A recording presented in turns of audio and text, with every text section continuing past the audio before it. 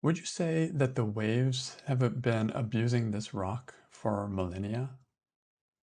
How do you define abuse? No one likes to be abused, and abuse should not be tolerated. But where do you draw the line? This question points to a lot of gray area and is ultimately a very personal question.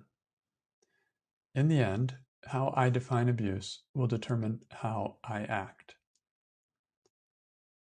The sensitivity scale.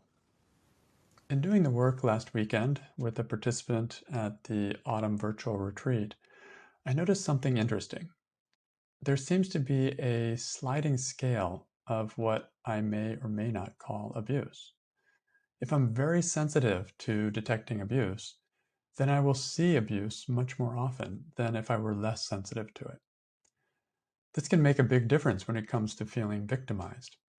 If I see someone's behavior as coming from stress or being relatively harmless, on the other hand, I don't define it as abuse, even though it may technically be abuse.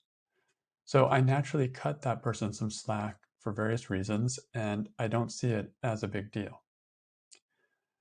But if I see even the slightest abusive action as real abuse, I react as if it's the big kind of abuse. It's as if my sensitivity is too high on the subject, causing me to lump every type of abuse from minor to major into one group. It's a kind of lack of discrimination. I definitely fall into this camp of being highly sensitive to abuse. Here are some of the things I experience viscerally, means like just the way I experience them, in my gut. Here are some things that I experience viscerally as abusive. For example, someone questioning my own experience, someone disapproving of something I say or do, someone having a slight tone of anger or annoyance in their voice, someone telling me what to do instead of collaborating with me, someone being impatient with me, someone not listening to me, someone dismissing something I say, someone overriding me instead of discussing with me. And there could be many more. What I notice as I write this list is that they all have to do with someone using some kind of unilateral force on me instead of engaging as an equal or collaboratively with me. And when I'm honest, I do see the elements of abuse present in each of these. But how far do I go with it? Overly sensitive. Does that mean that every time someone questions my experience, which was one of the things on my list above, every time someone questions my experience, I need to have a full-blown reaction to this kind of quote-unquote abuse? And I would label it, in that stressful moment, I would label it as gaslighting, for example. Or am I being too sensitive?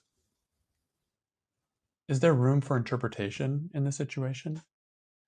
For example, when someone questions my experience, does that really mean they're putting me down or dismissing my experience? Or are they simply expressing their own experience? Sometimes what I think is abusive is not actually personal at all. I just interpret it that way.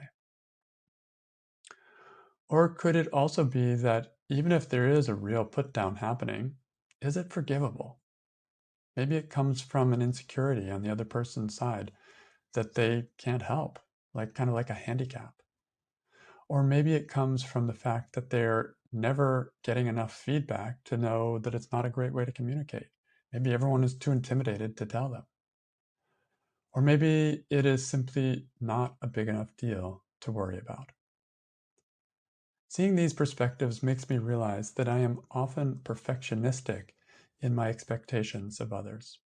Even a hint of abuse, and I'm ready to call 911. What if I were more discriminating? What if I could see that some abuse is more tolerable than other forms of it? What if I could cut the other person some slack sometimes?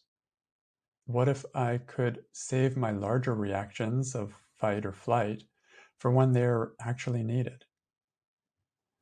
I think I would be more balanced. Instead of being triggered by every little form of behavior that seems abusive, I would have more of a buffer inside of myself. I basically wouldn't sweat the small stuff. The work helps me find this balance. Whenever I do the work of Byron Katie, I relax some of my hypersensitivity. I often see these very points that I describe in this article in very specific situations. And so it's one thing to talk about them generally here, but then when I experience them by doing the work on them, something changes in my heart, something changes on the experiential level, and that tends to stay with me in just the way I carry myself in life. And as I continue to question my stressful thoughts about these kinds of situations, I tend to find more clarity. Without a hair trigger, I can be much more effective when dealing with abuse of any kind. The Judge Your Neighbor worksheet is perfect for this. If you want to work on situations of abuse, big or small, the Judge Your Neighbor worksheet is a great tool for identifying the stressful thoughts to question. And if you want to get in-depth practice working with this worksheet, take the Work 101 course. There you will find the support and direction to turn around any stressful thinking about abuse while gaining clarity on how to deal with it in a non-stressful way. The Work 101 starts anytime. You go at your own pace. You get a personal trainer as an option, and you can join our open community of people who are interested in questioning basically anything. So take the Work 101 today. I encourage you, and I'm also a part of that group. And I'll end with a quote from Byron Katie. This is from her book, Loving What Is.